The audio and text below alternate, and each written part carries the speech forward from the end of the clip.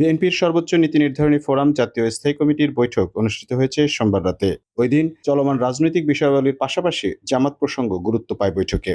বৈঠক সূত্রে জানা যায়, বিএনপির স্থায়ী কমিটির বৈঠকের শুরুতে অন্তর্বর্তীকালীন সরকারের গত এক মাসের কার্যক্রম নিয়ে পর্যালোচনা করা হয়। সেখানে স্থায়ী কমিটির সদস্যরা তাদের মতামত তুলে ধরেন। কয়েকজন উপদেষ্টার বর্তমান কর্মকাণ্ড ও তাদের বিগত দিনের ফিরিস্তি আলোচনায় উঠে আসে।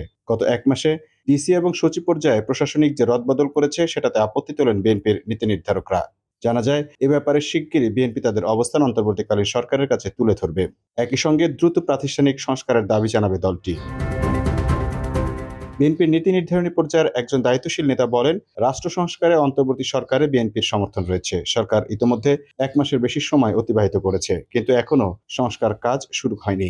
নির্বাচনী রোডম্যাপের ঘোষণাও আসেনি। বৈঠক সূত্রে আরও জানা যায়, পরিবর্তিত পরিস্থিতিতে বাংলাদেশ জামাত ইসলামীর কর্মকাণ্ড নিয়েও আলোচনা হয়েছে।